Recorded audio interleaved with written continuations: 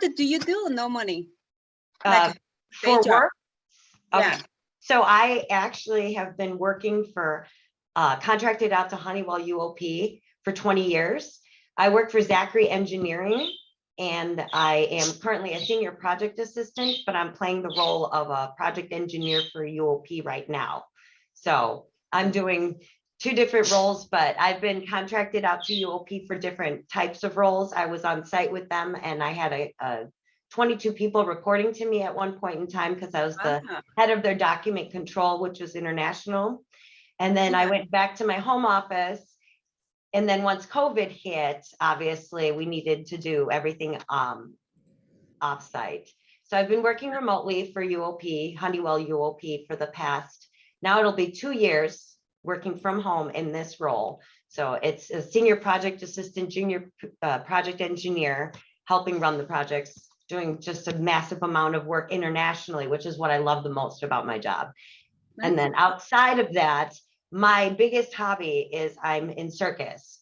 So I'm an aerialist. And so that consumes my life outside of obviously having a family and my kids. I spend most of my time working as an aerial artist. So I practice. You could flip and do all the high risk, also very fancy things. Wow. Yeah. So I'm actually in an actual circus. I started this, it's over 3 years for this as well. So I was in Toastmasters longer. I've been in Toastmasters for 4 years then in that case. And then I started doing circus, and it's been amazing, right? So I had no gymnastics background. It could be maybe a midlife crisis, you may want to say, but I had a fear of heights. And my children made fun of me because I couldn't even climb a rock climbing wall. I couldn't do anything. And so then I just proved to them that I could get over it. I started doing circus, and now it's like I'm the opposite. I'm now teaching classes on how to do aerial lyra, which is an aerial ring. So it's a solid metal hoop that is suspended in the air, and then it turns around and flips, and you do acrobatics on it and all kinds of flow and dance. And then I do 3 different types of trapeze art as well. My biggest is dance trapeze.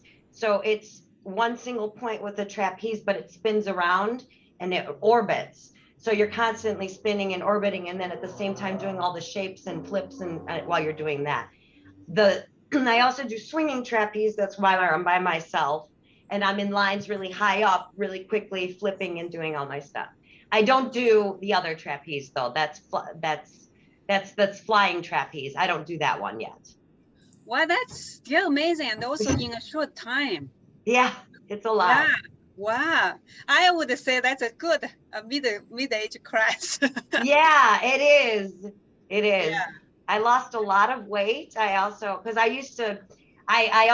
back in the day, my biggest hobby was I brewed beer. So that's my chemistry and everything was huge for me. So I loved, obviously I was in beer competitions. I was a beer judge for over 20 years. I was doing that. So I got real fat. So I couldn't figure out why these diets wouldn't work. And then my husband at the time was like, maybe you should just stop drinking beer and, forget about these stupid diets. I'm like, no, that's not what it is. And then once I stopped drinking, I got so skinny. Everyone was like, you're sick. Something's wrong with you. Oh, no, you must be sick. You're starving yourself. So now I work out. That way, I know this is terrible, but that way when people are asking me, I can show them my muscles, and I'm like, I'm not sick no more because I could kick your ass, So in any event. That's so impressive. So impressive. Wow. I'm sure you're very proud of yourself. I am very proud of myself. Especially for my kids, because they used to be embarrassed. They'd laugh at me because I couldn't do a drop slide at the park with my kids. Nothing. I'd be scared out of my mind. I would come down and they'd laugh at me. Now I'm doing things that they would never even dream of, and they're really proud of me. I think my favorite was when I was training for circus, because I'm part of Triton Troopers Circus. We were training, and my daughter was watching from a distance, and I'm 35 feet up in the air, with these ceilings, and I climbed up there and I was doing some swinging trapeze stuff. And I wasn't paying attention, and I came down, and my daughter came up to me. She's 11, and she's like, Mom. I'm like, what? She's like, I am so proud of you. I can't believe that you did that. I can't believe you're my mom and you did that. And I was like, wow, that's the first time my kids actually appreciated that I did, you know, that I'm doing circus, that they're actually proud of what I'm doing. Aside from my, you know, work during the day, this is something that else that I was very proud that I could share with them. So. Oh yeah, that's something what so amazing, and so inspiring too. You definitely should share and you get the people inspired. I try to, definitely. Yeah, many people are definitely living in fear or definitely not secure, not feeling secured or to explore something new. Right. But you really like conquer some new worlds. Yeah, I decided that it's no longer important in my life to like hide or be afraid, because it consumes so much of my energy being so afraid and being judged by other people that it made me unhappy with myself. So when I stopped doing that and started focusing on what made me happy and started conquering my fears, it changed my whole outlook on life. And now it really helps me build up other people's confidence as well. I have so many friends that have been going through divorces. I personally went through a divorce 2.5 years ago. I'm happy. I love my friends who also started going through the same situation, who didn't have anyone else to go to, because people get involved in relationships and they feel like they lose themselves. They don't have friends because they invested so much in that other person that they feel lost. So I have two friends in particular who have thanked me because I've been there to involve them in my life and show them that there's hope. Focus on something else, make your life better, and stop worrying about what other people are going to think of you, because that's the biggest thing. Was they were like, I'm afraid my family's going to judge me because he abused me, but I'm not going to leave him, and all this other stuff. I said, stop worrying, make it about you. It's your life, nobody else's. So sorry, go ahead. I totally agree. That's so inspiring, especially for many women who are in the difficult situation.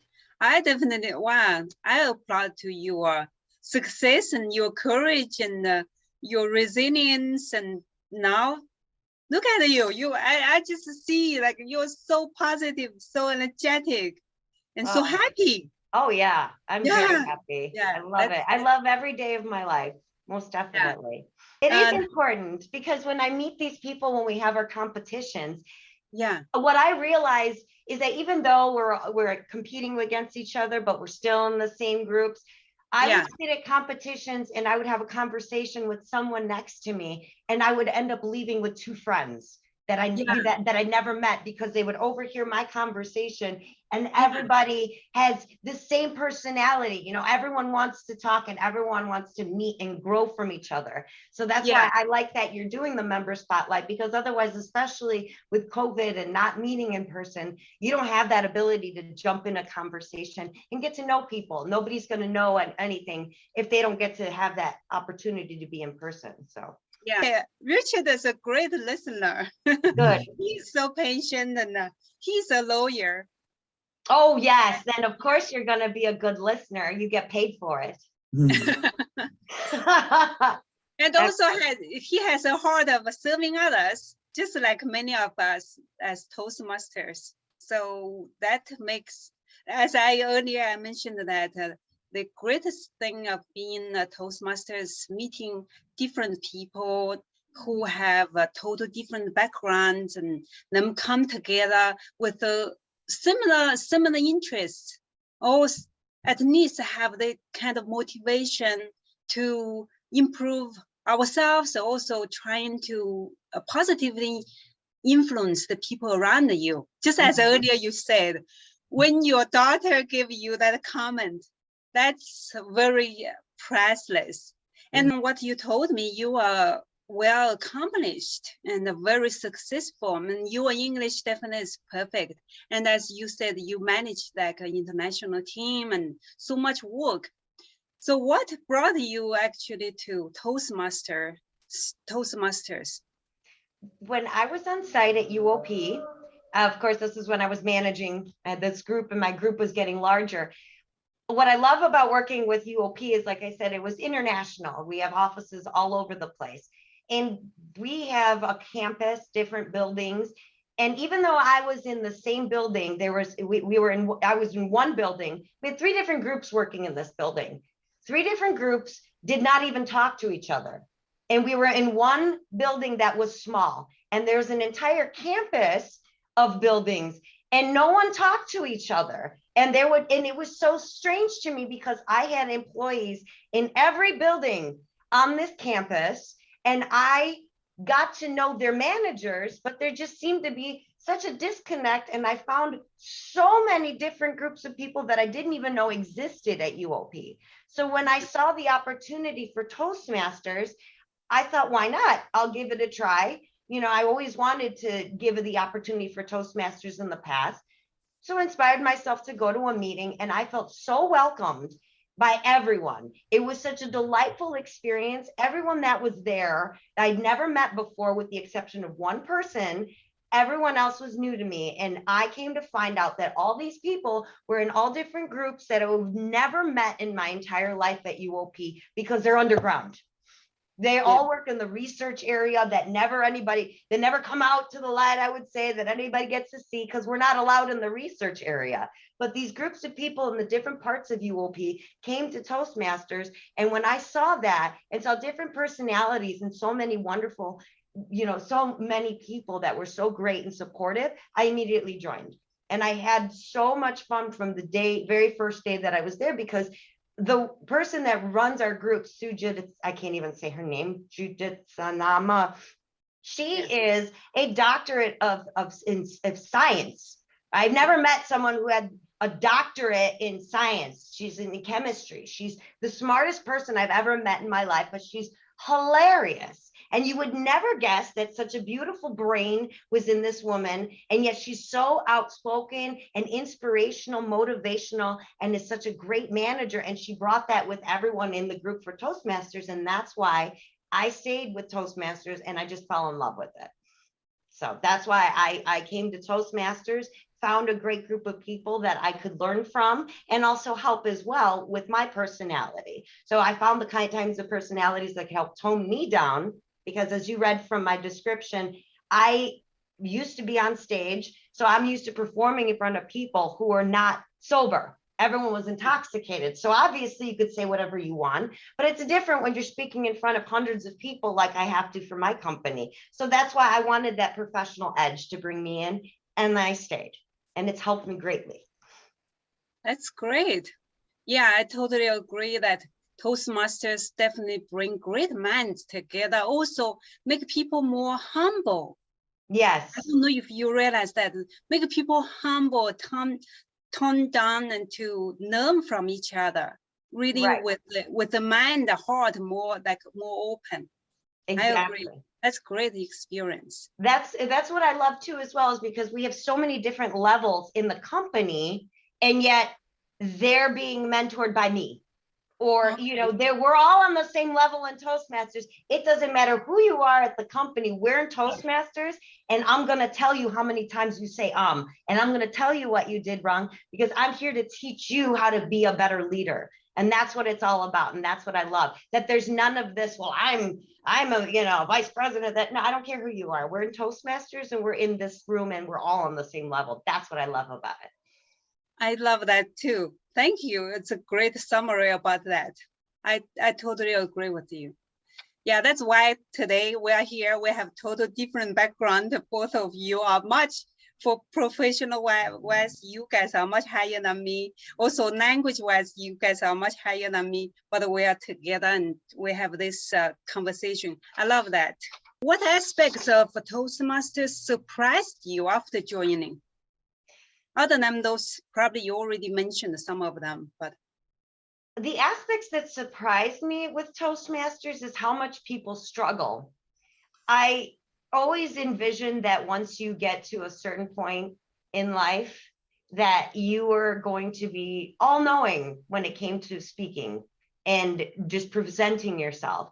And that aspect is what really surprised me, is to see geniuses not being able to do that, and being able to recognize other leaders not present themselves in a way that is trusting because of the way they speak. I joined Toastmasters and learned from, I would say, some of the best leaders. I listened to other people in higher positions speak, and I felt like they did not carry themselves in the professional way because everything was an and a but and a so, and it was not professional. And I couldn't believe that it quickly made me realize how the entire audience stopped listening. It didn't matter who they were, but because they kept saying, but nobody trusts what you have to say anymore. And I realized that Toastmasters made me hear this and see the audience's reaction. And that's what's going to make you a better leader, is your vocal style, how you present yourself. So it doesn't matter how high you are up in the company. Nobody wants to listen to you, and nobody wants to trust you if you can't even get a sentence out of your mouth that is a professional sentence. So that's what really surprised me. And that was an aspect that I really loved learning from Toastmasters. Yeah, that's something like we learned over time, and also improved our taste of public speaking, right? Yeah. You immediately can see what's professional, what's actually it's just rambling. Yes. Thank you. You got it. What's professional? What's rambling? Yes. Thank you. Fears, maybe you had maybe you had fears in public speaking, but you had some fears in your life and you overcame them. So what was your journey of your mind, basically, in your feelings and thoughts? What did you learn? What did you learn from these attempts? Well, what I learned from these attempts is that I need to not care about what anyone else thinks about me.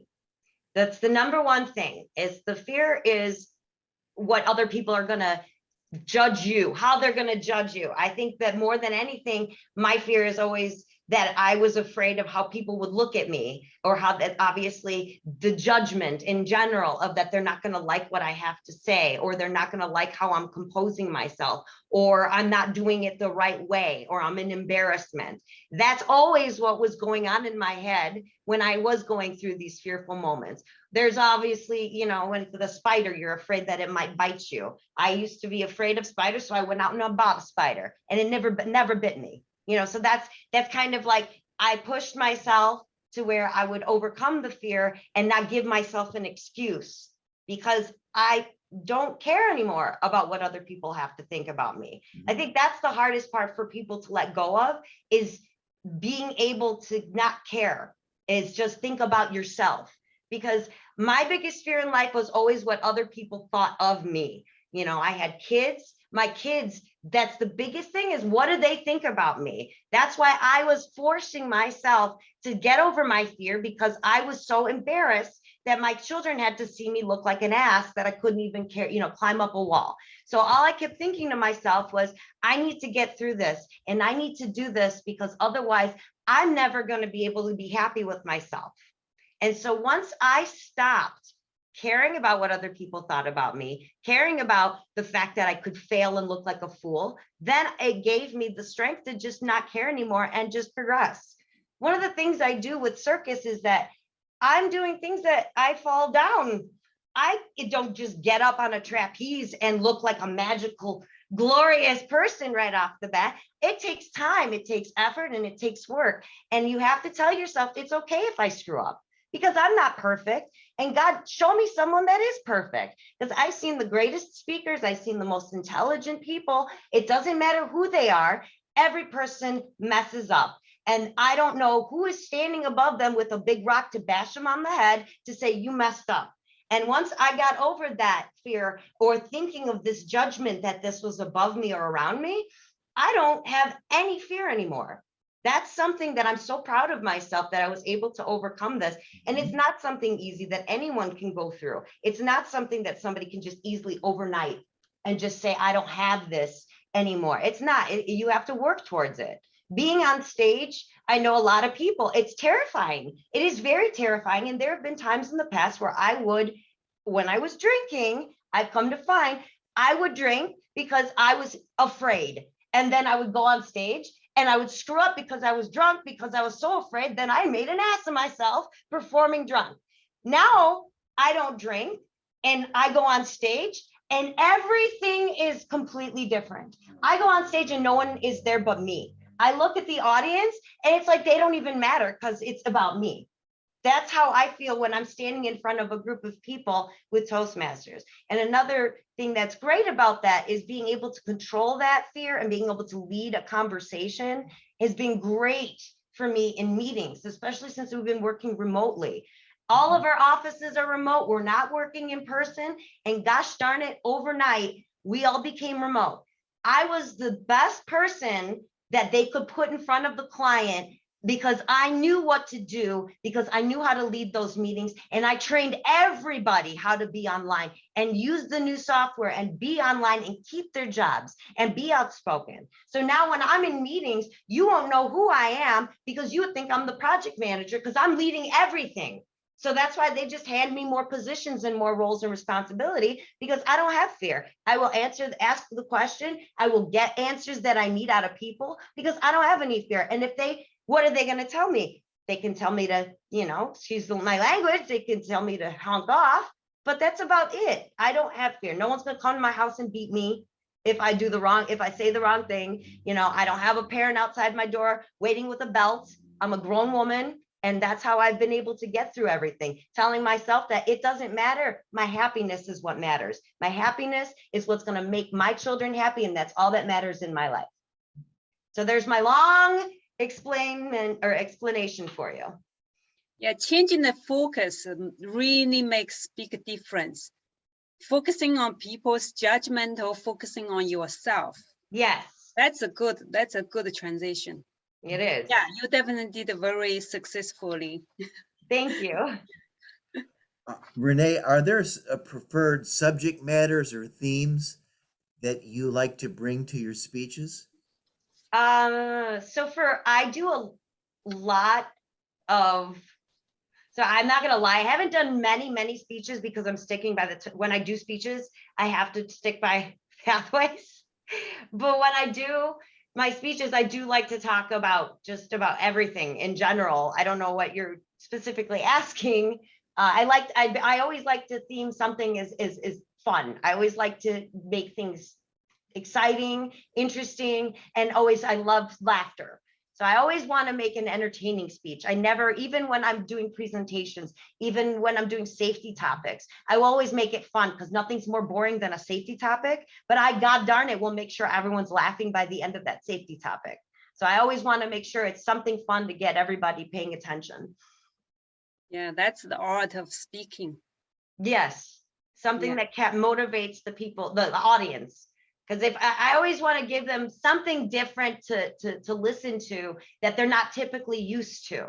Because you always will hear a speech, when you do a research speech, everyone can find a research speech, but I can always tie in a story about something from my past, because as you can tell from me so far, I have a very colorful past. So I'll always have a story to bring into anything that I have to talk about. So when I do table topics, that's where I shine the most, is I'll always present table topics. And for every table topic, I can always give a story to relate back to whatever the person talks about. That's something entertaining. You have been in Toastmasters for 4 years, and also you are a leader at your profession. So have you taken any leadership roles at Toastmasters? I currently am the president of my Toastmasters club. I was vice president of my Toastmasters club for a year, less than a year, 8623. And then our president left and he left the company. And I said, good luck, fantastic, good for you. And then I realized I'm the president now. So that's how I got put into the presidential role. And then elections came and I kept the president role, and I don't mind it. I enjoy it. That's great. So how do you promote your club? How do I promote my club? Yeah, as a president. So I by word of mouth. I'm a contractor to UOP, but Judith Sama, now I said her name correctly. Yeah. She works with the head of UOP's communications. So she creates posters, flyers, and we just recently, you can hear the police outside. She creates flyers, posters, and we have open houses twice a year. We just recently did our open house right before Halloween, and I wore something about 14 costumes in between. So every time I would speak, I had a different costume on because it was a Halloween theme. So, but that's what we do. She'll send it out because I don't have access to everyone to join, but that's how she does that. I created a LinkedIn page, but nothing's really happened from there because just having people active in the club is more important right now than promoting on my LinkedIn page. Yeah. It's challenging. It's also remotely, right? Your Right. club is running still remote meetings. Yeah. Yes, we are. Yeah. And we will stay that way for a while because the local group of people they can manage, but we have members all over the world right now. Being able to do Toastmasters online opened up the other offices, like our India office. So that way they have the opportunity to join and take on roles and participate. So that's why I would like to keep it as remote as possible, or if we obviously move to hybrid.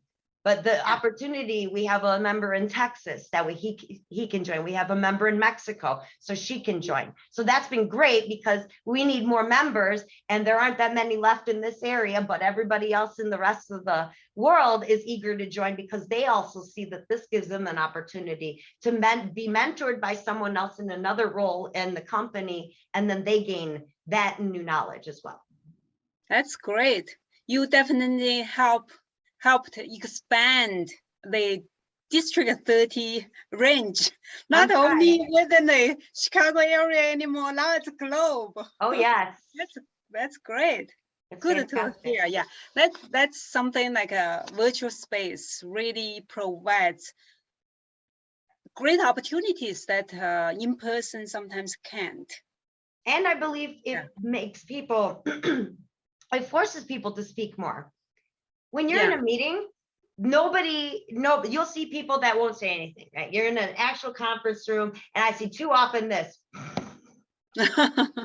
right? And so I know that that's going on. So when I run a meeting, I make sure I talk to everybody virtually because I know what's happening. I may be talking, but I'm sending a message to the side and asking so-and-so who I know is not paying attention. Where's my this?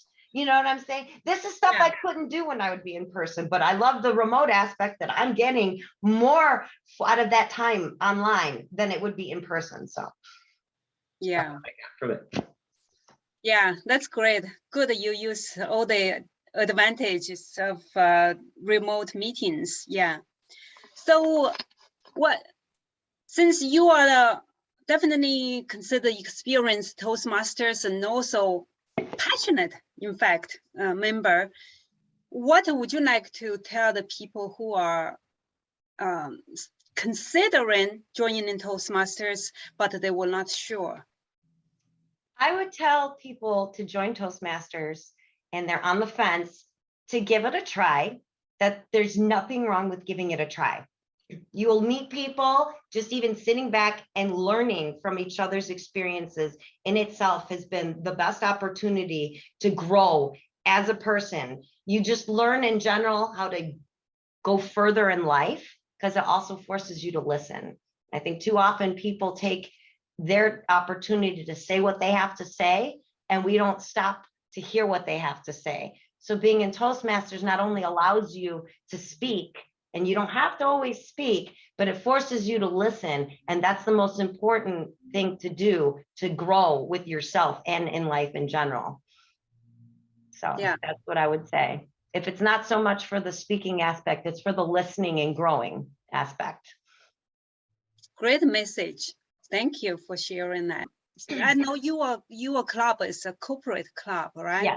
Mm-hmm. Have you visited any community clubs before? I have not.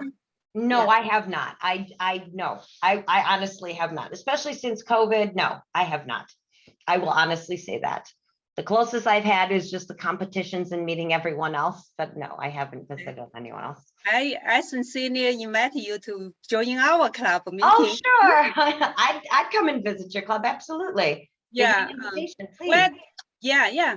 In fact, my club is on Sunday, every Sunday, 2 to 3:30 p.m. Oh, okay. Yeah.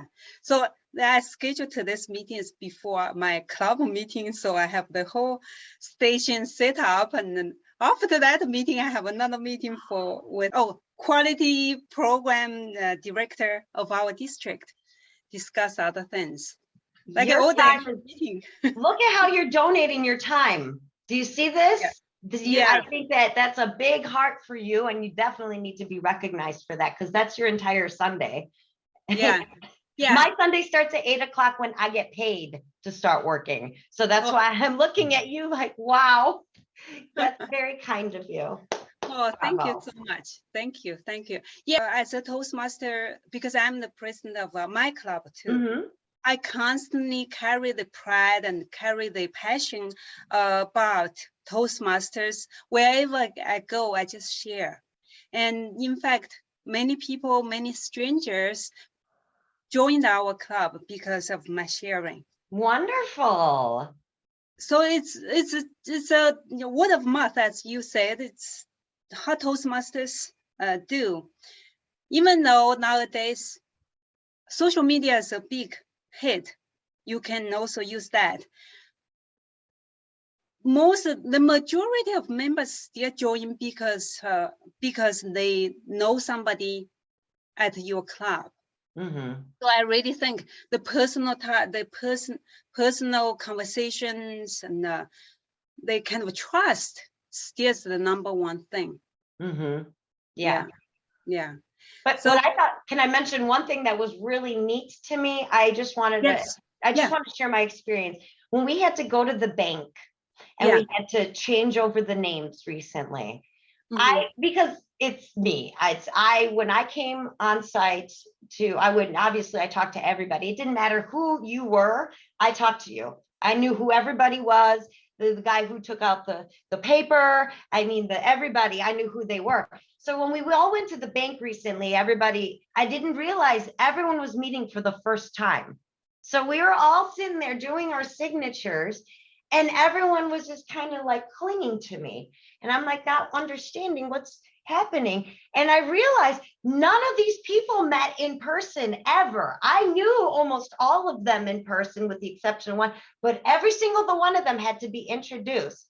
And I realized right then and there too, that was a perfect example of how Toastmasters brought together people who would have never, ever talked to each other, met each other, ever, and yet we were in the same room on the same team. And it was great to hear them say, what do you do here at UOP? Oh, what do you do at UOP? Oh, I used to work for that manager. So it just added a new layer of bonding to the whole club situation. Yeah. So, but we otherwise would have never talked to that person. That person would have never talked to that person. And now they have a new connection. Now they have someone else they can complain to, or maybe they have someone else that they could bring in more people with. So it's just overall, I just loved it. I just thought that was a perfect example. Sorry, wanted to just share. I agree. It's great because at the professional settings or other places, you don't get the kind of time and attention to share your own stories. No. And you also don't feel safe to share, but at the Toastmasters meetings, you feel safe to share whatever in your mind or whatever your feelings, your thoughts, you can share with people because you know it's safe. Even you fail, you feel safe to fail. That's how I felt about Toastmasters. Yeah, it's wonderful. Yeah, it's good. Yeah, we because of Toastmasters today we get a chance to meet and get a short interview with you, and I loved what you shared, and also personally I really love your personality, your passion, like really contagious. Oh, thank you so much. Yeah, so hope you keep just sharing your inspiring stories to inspire more people and get the Toastmasters brand out more. Through your speeches, through your organization, and through your influence. Thank you. I try to bring people in circus as well, because it's shocking, because you would think that you're in a circus, you're performing in front of people, and you would be surprised how many friends of mine have come to me and asked me, how did you get over being scared being in front of people? I'm like, you are performing next to me. How are you afraid? I don't understand. And so I've tried to bring them in, and it's just they're even too afraid of the time commitment and whatnot and judgment. And so I tried to bring people in because everyone's afraid. It's not just some of us. I think everyone is afraid, regardless. Like I said, I was shocked that my friends who are in circus that perform are afraid of talking. They're okay with doing this, but when it comes to having to talk to the audience, they're terrified. They don't even want to. So that's why I always try to push them for Toastmasters. Someday I'll get them, but we'll see what happens. And I also wanted to mention that English is not my first language either. I learned Polish before I learned English. So when I feel for you because I know that I struggle a lot too. That's another reason why Toastmasters helps me. Because I talk so fast, that's a Polish thing as well. I will stutter and I will pronounce words incorrectly because I'm so rapid, because Polish was my first language. That's another thing that's helped me is Toastmasters has learned me to take a break and slow down, and then you don't hear my accent come out. Your English is so good. Oh, thank you. I thought you were Polish because well, obviously, yes, we have the connection. You know, my husband is Polish. You could figure out I'm the Polish, the wife of a Polish. Yes. But your English is perfect. So, do you mind to share when you moved to? Well, I lived here actually. So I was born here, but I only spoke Polish. They only taught me Polish in my Polish household. It was my grandparents. My parents are first generation. I'm first generation. They moved here. I only spoke Polish. And then I was learning from TV. And then I got older, and then I went into school and I could speak. But once they learned I was Polish, they put me in the lowest level of English classes from the very beginning. So it was a struggle. I was in advanced everything, math, science, everything, but they would always put me in the lowest because I put down that we spoke Polish at home and that wasn't my first language. So they always put me in the lowest levels of English classes, even though I excelled. But I did live in Poland. I lived in Poland for 3 months out of each year for 3 years straight. And I lived on a farm. So I lived on a farm in Poland, and it wasn't just go visit. I worked the fields. I drove a tractor. I milked cows. I learned how to churn butter. I did all of that. I fed chickens. And that's why I'm a vegetarian, because I had a pet cow and pig that they killed in front of me, hacked open and turned into sausage. And so it was for my cousin's wedding. And after I was traumatized, crying, just absolutely a mess, they said, here, this sausage is for you because they were your pets. And I haven't eaten meat in 32 years. So we'll just leave it at that. So so I lived in Poland. I'm very Polish. My dad, like I said, has a polka band. So it was the most well-known polka band in the area. So I was very Polish. I was on the radio. I was in the Polish parade. I was playing at all the polka shows and whatnot. So, but yes, very Polish. So I do still have an accent, but yeah, it's hard to describe, other than I'm thanking you for saying you don't hear it. But there have been many times where I couldn't pronounce words for the life of me, like lawyer. I couldn't pronounce lawyer for 2 weeks. I had to practice because I couldn't say it. Oh. Yeah, I'm surprised. My daughter grew up, first language actually is Chinese, because and second language is Polish. She didn't learn English until she went to school. Yeah, thank you so much for sharing your experience. That's amazing. Actually, it's good to have different cultural background, even within the same country, right? Yeah. That's great.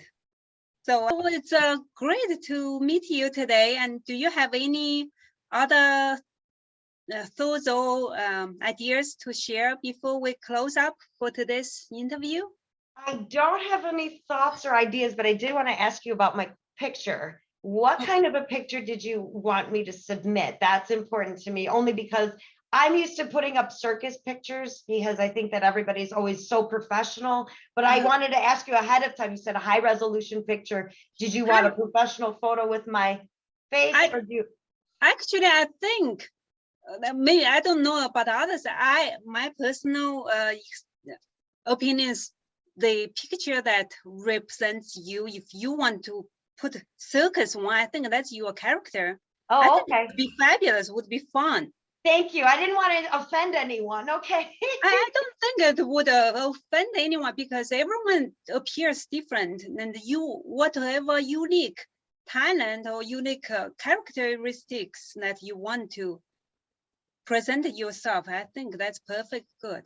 That made my day. I really appreciate that. That touched me. Thank you so much. I really No do problem. appreciate that. No problem. Yeah. See, that's I'm exactly. so glad to have. I'm so glad that I have the honor to meet excellent people like you. Oh, same Yeah. here. I appreciate you taking the time to give me this interview as well. Did you want me to respond to the email still, or just and fill out all those questions just before I? You already filled in the questions. I already put it in the format just to see if you want to revise it before Okay, I post it.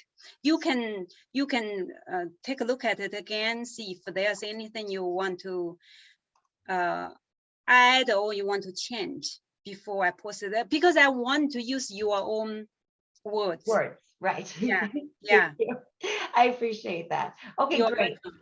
I will. And also, it would be great you provide me with the other information, like the link to your club and the other information, like when you joined, so people have an idea Right. how long you are a Toastmaster member. Right.